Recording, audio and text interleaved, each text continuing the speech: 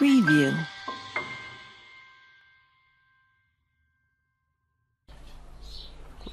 Kwa jina naitwa Jabir, lakini nafahamika pia kama Jabirenyo.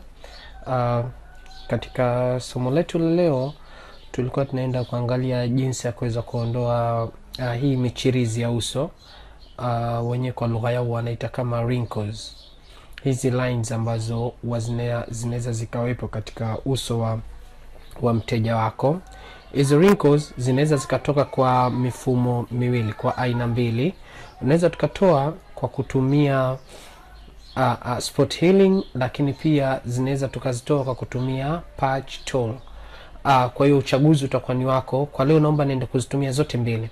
Kwanza naomba nitumie spot healing brush. Kwa kutumia spot healing brush the same, na nitakuja nita resize brush yangu ili iweze kumark au iweze kutosheleza. Size nadhani hiyo inatosha. Nitakuja tu nita clear out. Sawa, tuweza kuona kwamba zile lines zimeweza kuondoka, au ile line imeweza kuondoka. Kinachokuja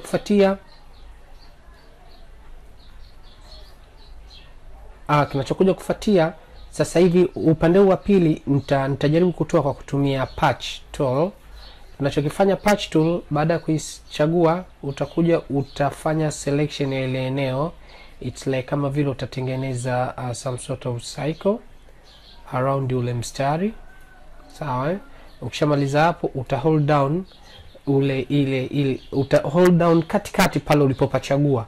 Ina maana uta move zisha, utapeleka sehemu ambayo unahisi ni eneo zuri au rangi nzuri au skin tone nzuri ya kuweza kucapture pale, ndio utaweza kufanya, utaenda kuiachia. Kwa hiyo yenyewe ilichokifanya imeondoa kile kilichokupo hapa, imechukua eneo ambalo nilolipeleka. Kwa hiyo mwisho wa siku tutaweza kuona imeweza kufunika ile line. Kwa hiyo nitabonyeza tu control D na ile line itakuwa imefanyaje, imeweza kuondoka. Kwa urahisi tu jinsi gani ambavyo unaweza kuondoa hizo wrinkles.